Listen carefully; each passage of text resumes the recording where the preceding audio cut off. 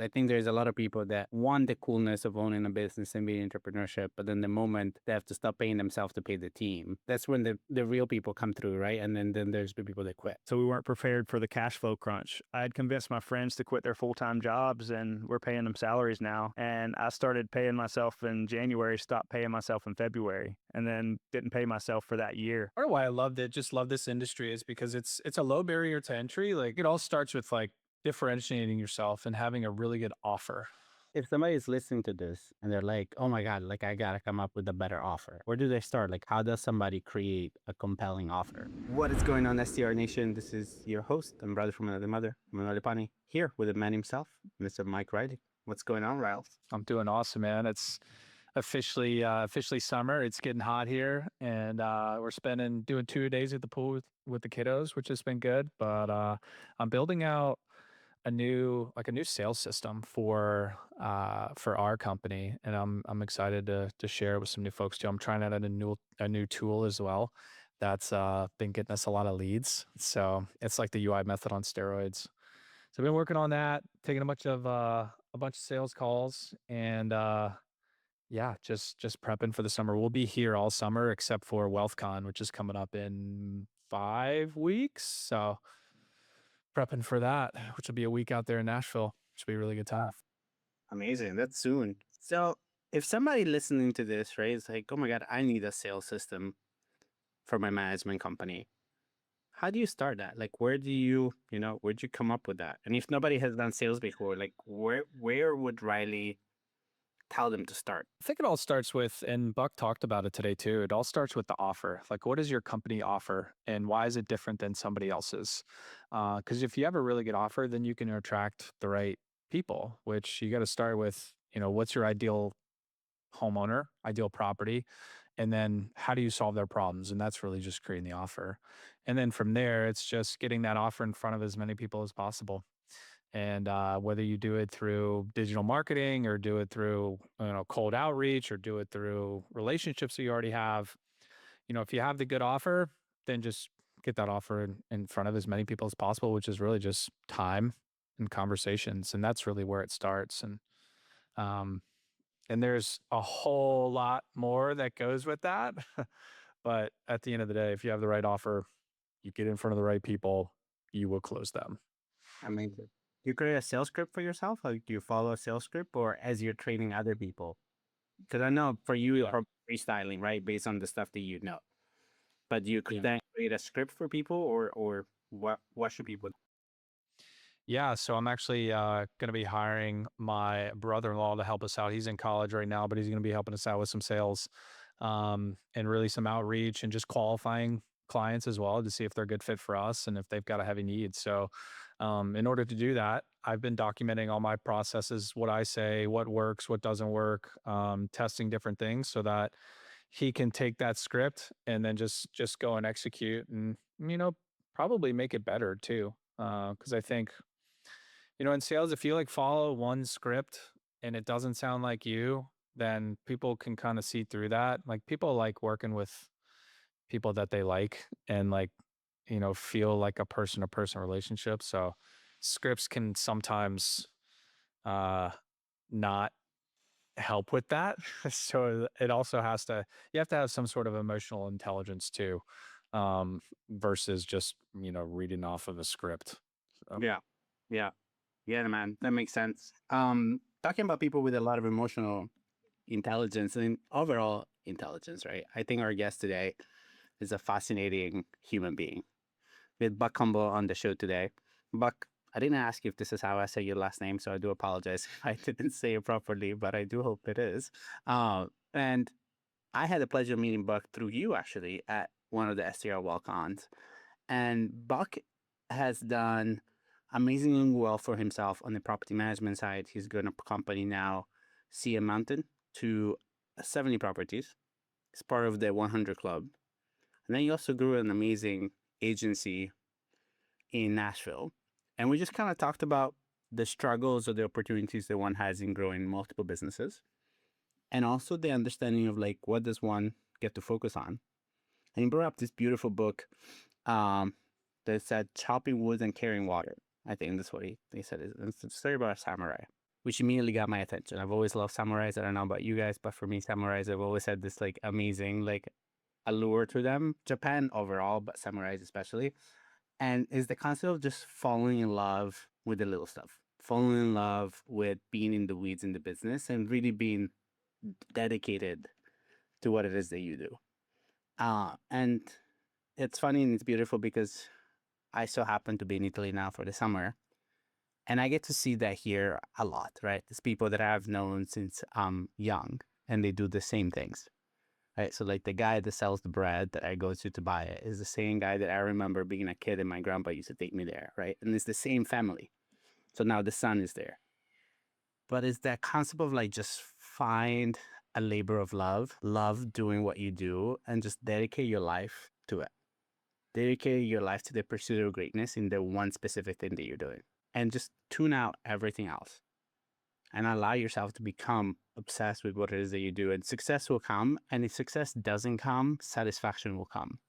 And then success will come eventually, right? Like there's no way for you not to be successful by dedicating yourself to your craft, whatever that is. So, Yeah.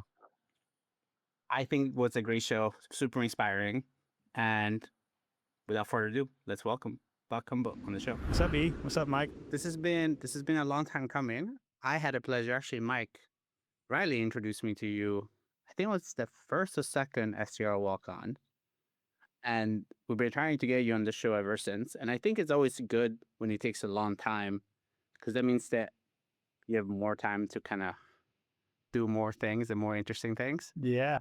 When I met you, you were just taking over 4,000 square foot, and it was kind of like a production movie thing. Now you have that, have 70 properties under management. So kind of tell our listeners, who is Buck? Yeah, that's I'll give you the Cliff Notes version. So I'm from Myrtle Beach, South Carolina. I actually live in Nashville now. I had an opportunity to put an offer in on a property sight unseen as I was moving to Nashville with my girlfriend at the time. And we got the property. We were able to generate a pretty significant amount of revenue. Some of the local property management companies were like, oh yeah, you could do 20, 30,000 a year with that property. We ended up doing 115,000. And that was kind of where the idea sparked to start the vacation rental company. We had friends and family. We started managing properties for them. And then we were starting to generate some outsized returns for our market. And people started to kick down our doors like, hey, can you manage our properties? So at that point, we're like, okay, let's make a real business out of this. And I didn't want to put all my eggs in one basket. I'm moving 10 hours away to Nashville, married a songwriter out here, and I had an opportunity to start up a digital marketing agency as well. As that grew, we had an opportunity to get a 4,000 square foot production space in Nashville, where we have people rent it out similar to an Airbnb. They'll rent out the different spaces. We have a podcast room. We have a big 20 by 30 cyc wall. Brands will come here. People will shoot music videos, all sorts of fun stuff. That's amazing. Which one of these businesses excites you the most now? I would say the exciting's a good word. I would say I'm most passionate about real estate, but I love having the opportunity to scratch my creative itch on the digital marketing side of things. I've always had a background in production and video, so it's really nice being able to circle around to that as well. But definitely really enjoy real estate, short-term rentals, and all the craziness that comes along with that, especially in Myrtle Beach market. Yeah. What do you spend most of your time on right now? Yeah, so I try to go at things mindfully and split my time up the best I can. So obviously both businesses kind of call to me at different times, but I try to allocate probably 60% of my time to the vacation rental business, 40% of my time to the production business and studio. And what's your role in the vacation rental business? Are you the visionary or I'm operator? What are you? I'm the chief therapist officer. Basically, people just come to me with problems, and I put out the fires in their mind. So I oversee the overall vision, growth-minded stuff. I oversee all the marketing campaigns as well as a lot of the sales processes. Amazing. And you do that all the way from Nashville. All the way from Nashville, yep, about 10 hours away. We do go back to Myrtle Beach about once a month. We'll spend a couple weeks there, come back to Nashville, and we're just back and forth. My wife's family's there, so that makes it easy. Yeah, that makes sense. And so, how did you? Because this is a thing that a lot of people talk about, right? Like, we want to start these businesses, we're gonna grow them, we want to do so. People are like, I want to do it locally. So it kind of sounds like you started local, and then quickly after that, you moved to Nashville. So walk us through that process, right? Like, why didn't you just restart in Nashville? Like, why did you decide to keep growing it there? And how did you do it? Because I mean, 70 properties. Yeah, I know people talk a lot about building in their Yeah, I know people talk a lot about like building in their backyard. So I wanted to be conscious of that. I grew up in North Myrtle Beach, Cherry Grove area. So I had all the relationships I needed already established and built there. So I knew I had a strong foundation that I can build on.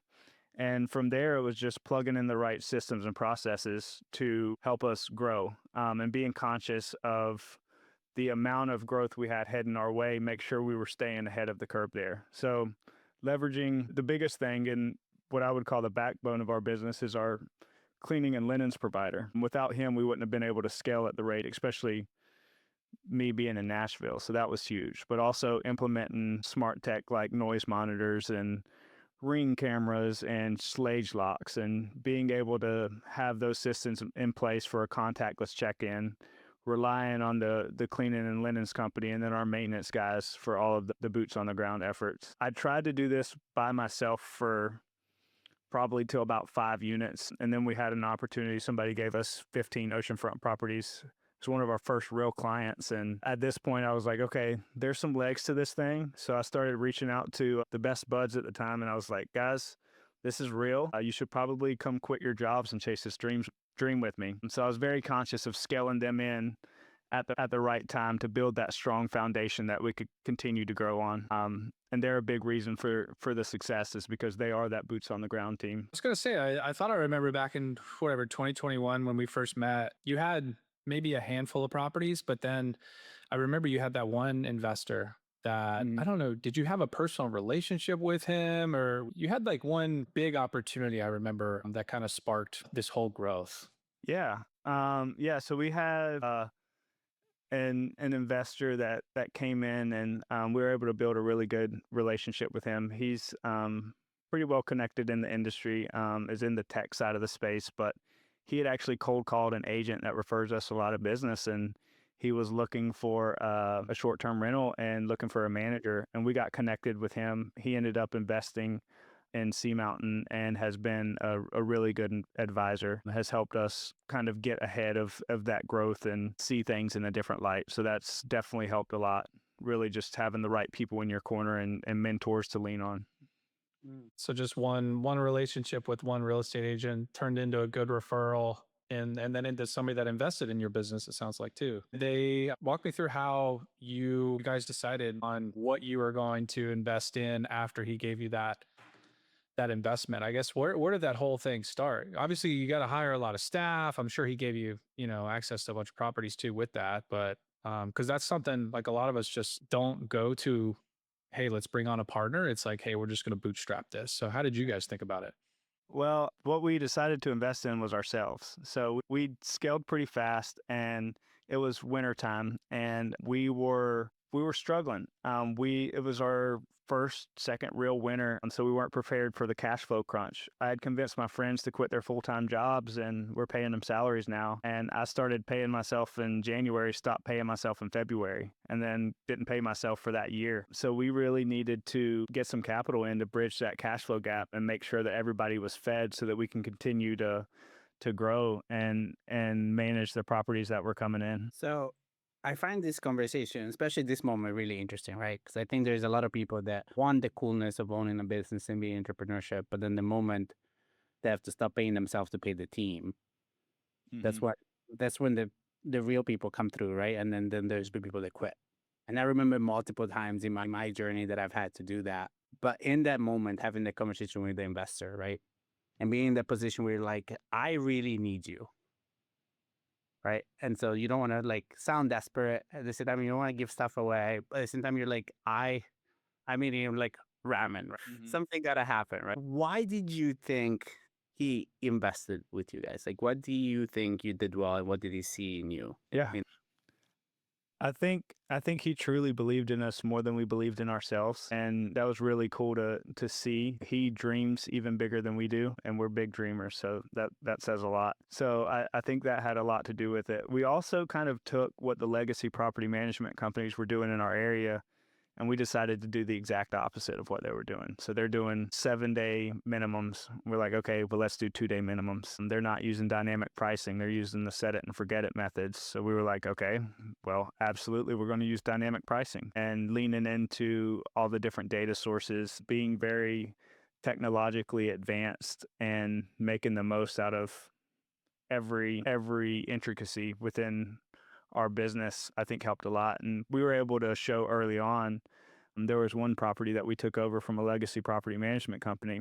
We increased revenue from 35,000 to 230,000, which was pretty nuts. And consistently to this day, we're sitting at about 1.8 to 2 times the average property in our market, comparable property. And Yeah, that it's everything we all know. Everybody that listens to these podcasts, like you already know what the secret sauce is. You just have to lean into it and stick with it, and it's amazing what you can do. it's part of why I loved it. Just love this industry is because it's a low barrier to entry. Like there's really not a ton. If you're building a property management company, yes, you need time, right?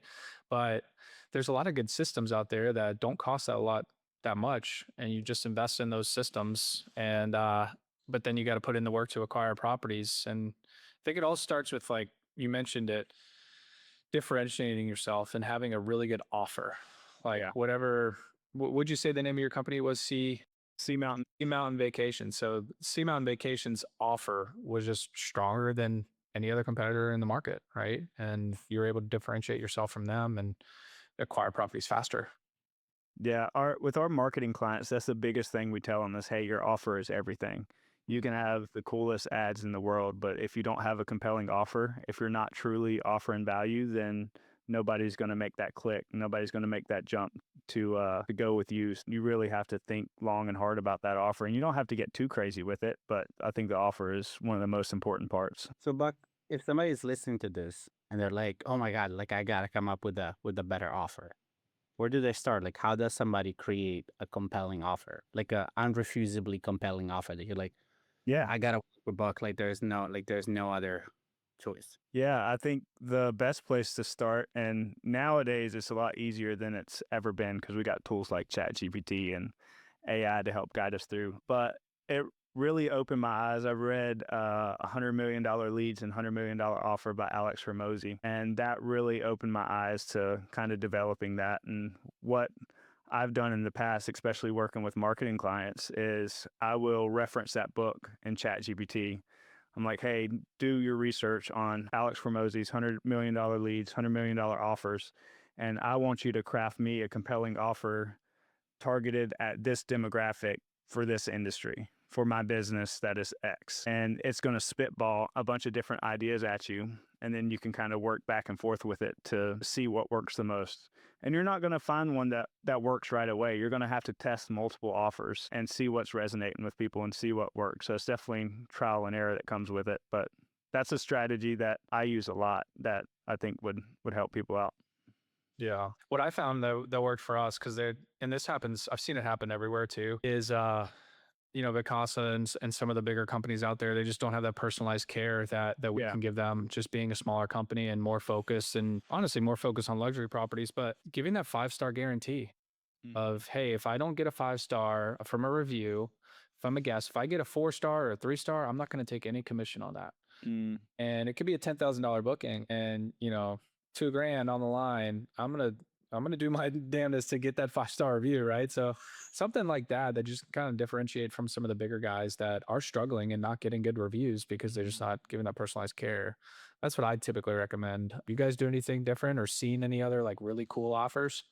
I think one thing we do that is a little bit different is we have like a maintenance plan. So typically with like a legacy property management company, they make most of their money or a lot of their money on the maintenance side of things.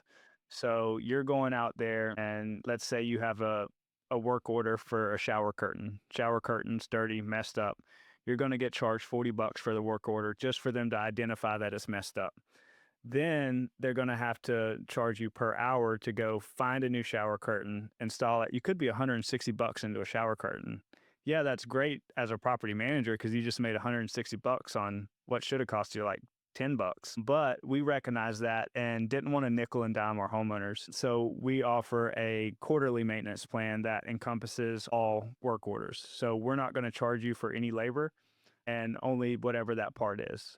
And what this means is it allows us to hold the properties to a higher standard because now we can go to the property unlimited times in a month. We don't have to worry about hitting the homeowner with the 10th work order this week, you know. So it allows us to keep going back and keep the property maintained and keep that guest experience elevated. And is that an extra cost? Is it like an optional thing, or are you charge quarterly for this, or? Yep. We charge quarterly for this. At first, it was optional, and then we started seeing some properties fall to the wayside. We're very conscious of holding our homeowners to a high standard to keep the guest experience elevated. So it's no longer optional. It's mandatory. You take it or you leave it. And most people are absolutely ecstatic that we are able to offer them this because we're able to show them, hey, this actually saves you money in the long And time. keeps your property maintained. Mm-hmm. So A lot of time. a lot of people when they get started have that fear of having that kind of conversation with an owner. Or they have that conversation that like, well, like this property is not great and the owner is not great, but like I need it. How do you get over that? Was that a problem that you guys ever had, or was that something like because you were always good at? Yeah, it's definitely something that as you have more conversations, it gets easier and easier. It's tough. It's not most conversations are not easy to have, but as you continue to have them, you find better inner workings to navigate situations like that, whether it's positive or negative. And if you just stay consistent, it's going to get easier over time. Makes sense. At what point did the production company came about, and how does one, because that takes away 40% of your time, right? So was it always 40% of your time, or did the amount of time change as you were able to scale back from the vacation rental business? Yeah, it definitely scales forward and back. So again, I didn't want to put all my eggs in one basket, moving to Nashville and starting up a vacation rental company in Myrtle Beach. So started them up simultaneously, have some really cool partners here in Nashville. And they both kind of, I assumed, yeah, maybe one would take off, but they both took off, which has been awesome because it now allows me to have multiple streams of income. And it allows me to scratch that creative itch. But yeah, it definitely scales forward and backwards. Obviously, in business, you have seasons, you know, you have seasons of growth, you have seasons of change, you have seasons of pullbacks, and it's like a roller coaster, you know. So it definitely, the allocated time scales back and forward per business. But being able to have the right people in your corner that understand the inner workings of what you do definitely helps navigate all of that. So how do you, having two businesses, they're so dynamic and being in a certain kind of role in both businesses, how do you manage to stay on course versus becoming mostly reactive, right? Because I assume in a business like yours, also with your role of the chief therapist in one of them, there might be the tendency of like going from fire to fire, right? And I think there's other people as they scale that's what their issues become, right? They just go from fire to fire. So how did you learn to manage that? Yeah, I mean, that's definitely still something I struggle with is being very reactive. You kind of wait on a problem to come up, you put out that fire, and then you move on to the next one. I feel like that's something that's always going to be consistent, no matter how good you get at blocking out your time and scheduling things and how many people you got in your corner. I think there's still going to be a lot of uncontrollable variables that you just got to tackle as they arrive. One thing that has helped me a lot is scheduling certain blocks in the day or throughout the week and dedicating, hey, this day is dedicated to all my meetings for Sea Mountain, or this day is dedicated to all my meetings for the agency. And also within the day, blocking out specific times ahead of time, like Thursdays and Fridays are my entrepreneur days. That's where I'm working on the business and not in it. So trying to be conscious of like growing internally as well as making efforts to grow the business as well. So being very conscious at how you block your time and also tracking your time, like using something like Toggle to be like, okay, well, I just spent 4 hours on this mundane task, if I could just learn to delegate that to the right person, that frees up 4 hours from my week that I can now focus on bigger ticket items. And we use something like a task delegation system, and essentially you have buckets that you can prioritize things in. You have $10 bucket, you have a $100 bucket, you got $1,000 and a $10,000 bucket, and your goal is everything that's in that $10 and $100 bucket. Over time, you're going to want to delegate that and then focus on the $1,000 and $10,000 tasks. That's going to keep pushing that needle forward. Yeah, that's really interesting. I do something similar too. And I get the feeling that AI is probably going to handle a lot of the $10 and a lot of the $100 buckets. Have you been seeing that and using AI at all, or any cool new tech? Yeah, without a doubt. I was able to get in on the beta version of ChatGPT in like, I don't know if it was 2021 or 2022. So I've been using that forever. And that has helped my workflow and efficiency out tremendously. And even just having something to brainstorm ideas with. But we're using systems like Runway. I don't know if you guys are familiar with Runway, but you can essentially take a static image of a property, and now you're able to turn that into a dynamic video. So there's little tools like that. We use Claude for more mundane financing tasks. And I'm very interested to see how the next couple years shape out in our industry as AI agents start getting involved. Because in the near future, I can see a world where you have an AI chief of staff that you report to, and then you have a department head in marketing and guest communications and homeowner relations, et cetera, that you tell the AI chief of staff to give these other department heads tasks, and they're going to execute those tasks and then run it up the chain. So very interested to see how the inner workings of all of that comes down the pipe over the next few years in our industry. Yeah, there's a guy in our network, in our space, that he used to work at Google, and he's got an offer that is, I forget what he calls it. I think he calls it like head of AI. He's like a fractional head of AI, and what he does, he just goes into people's businesses and sees where you're spending way too much time, and then figures out how he can use AI to do that. I think that's a very interesting role. Yeah, that a lot of it's like data scientists were, when I was at Google in 2020, that was like the cool thing. Oh, you got a data scientist on your team. But like now it's like the science is already done by by the AI. Now this is like how you can actually use it, and like it'll roll up to this person.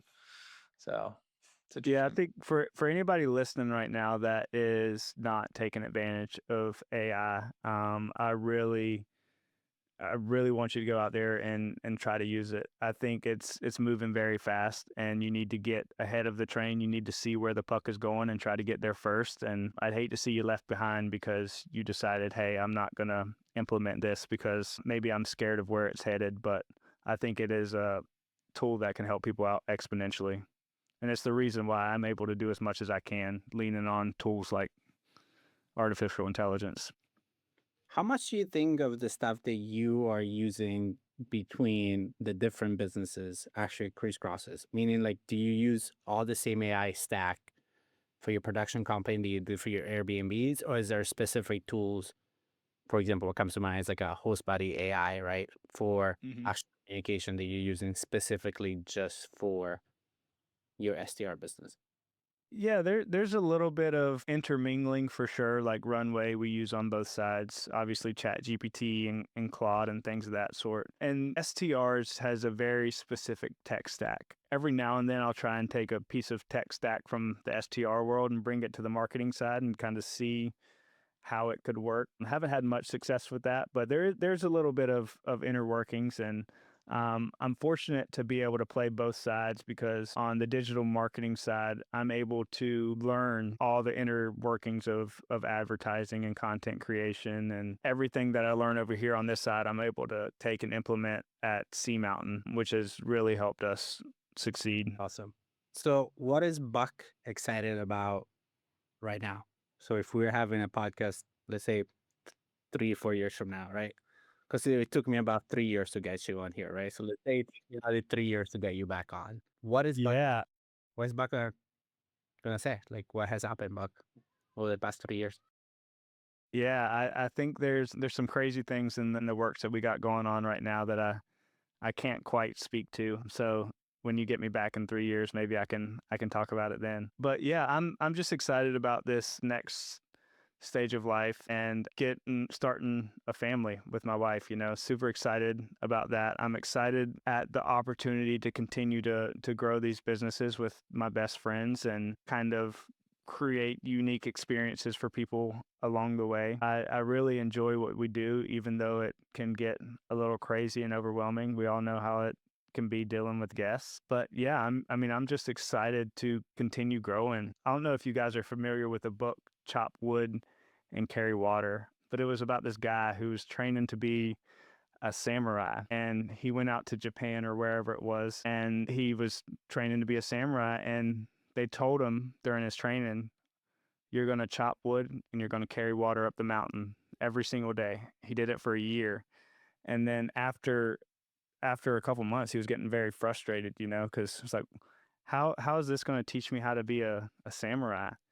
But the overarching theme of the story was you need to fall in love with the process of becoming great. So that's something I'm very excited about, is continuing to be in the weeds, fall in love with being in the weeds, because that is what makes you who you are 3 years from now. I love that. I know you recently became involved in a very, very interesting company. The way that you describe it to us is the Michelin guide to STRs. Can you tell us a little bit about what the company is all about, what the name of the company is, and what's exciting about that? Yeah, so a few months ago, Sea Mountain Vacations got approached by the 100 Collection, which, to your point, is essentially like the Michelin Guide or Michelin Star for restaurants. Michelin Guide represents the best restaurants in the country. And anyone with that designation of Michelin Star, you have instant social credibility, etc. So what the 100 Collection has done is they've kind of flipped that on their head for our industry, and they're trying to curate the best property managers and the best properties in the country and the best property managers that represent each individual destination. So they felt that Sea Mountain was a good pick for the North Myrtle Beach market, which has allowed us to build a lot of credibility with homeowners. And they recently brought me on as their brand director as well. So it's been really cool to help give creative oversight to everything they got going on over there. It's been pretty exciting. What do you think you guys did well that made you kind of pop up on the radar? And if somebody's listening that is like, oh my God, this sounds so cool. I want that for me, right? Like I want that for our company. Yeah. What can they do? You just got to care about the guest experience. I think that's huge, and a lot of people don't. They just care about the dollar. All they see is dollar signs. We're truly trying to elevate each property that comes on our platform to the best it can be. We're going to work with the homeowner and plug in our team to help with renovations. We're going to plug in an interior designer to go in and look at every corner of the house and see how to maximize that guest experience. We're going to work with them to look at the data and see what amenities are going to drive the highest returns. And that level of care and really holding the homeowner to a high standard leads to higher guest satisfaction. And I think that's something they're very big on looking into, is just the overall guest satisfaction, elevated properties. I mean, you want to situate yourself in the best corner of the market. Early on, we said yes to every single homeowner. We said yes to every single property because it was another dollar. Where now we're kind of going through and we're like, okay, well, maybe this property doesn't hold the standards that we want to hold ourselves to. So as tough as it is, let's kind of kick that one to the wayside. So I think just be conscious of the guest experience. Yes, you got to play the homeowner side and you want to bring them as much revenue as possible, but you also want that guest to keep coming back year after year, and they may only get one vacation a year, so you want to make it something special for them. I love that. I love that. So, Buck, if people want to find out more about you guys or work with your agency or just come to your place in Nashville to film some content, or where people find out more about you guys? Yeah, so my personal Instagram is captain_buck_. There you will find links to the agency. You'll find links to the short-term rental business, the studio as well. I'm not as active as I should be on there. I kind of come and go in waves, but come check us out on there and see what all we got going on. A lot of fun stuff. And then, Buck, this is the question we ask everybody. And I'm curious to know from your perspective, what's your I number waited one? 3 years for this moment, E. Yeah? Okay. Let's make sure it's good, brother. It's been a long time coming. So what's your number one secret to success with short-term rentals? Man, it's who, not how. Every time you ask yourself how to do something, you need to re-ask the question, and who can I put in place to help accomplish this goal? And flipping the script on that has truly helped me build beyond my dreams, and relying on the people in your network, relying on mentors, I think has been huge. So anytime the question how comes up, think of who first. Amazing, brother. Well, you were worth the wait, my friend. So we're looking forward to having you Appreciate it. back so you can talk about some of the amazing stuff that you're working on and that you mentioned to us off air, which we're not going to tease, but we're really looking forward to just seeing what comes your way in the next couple of years. Riley, any last parting thought for your fellow Carolina man? Man, it's been cool to see you guys grow, and also, I think it's really cool you've done this with your friends too, Yeah. and grown, a business based on how you want to grow too, with the right people. Mm-hmm. Oh man, I wish you guys the best, and you get some really cool stuff in the works, and looking forward to watching it because I know it'll be pretty cool to see on TV. So, Yeah, no doubt. forward to it. Yeah, thank you guys for having me. Super, super exciting stuff, and looking forward to seeing you, Mike, at the STR WealthCon coming up. E, hey, we're gonna miss you, but Oh, it's I have to come out yeah, to the beach and see you. it's okay. Italy, it's hard to beat at this time of the year, so it is what it is. Yeah, no doubt. But looking forward to having you back on soon, brother. Yeah, thanks, guys. Appreciate you. Bye, guys. Peace.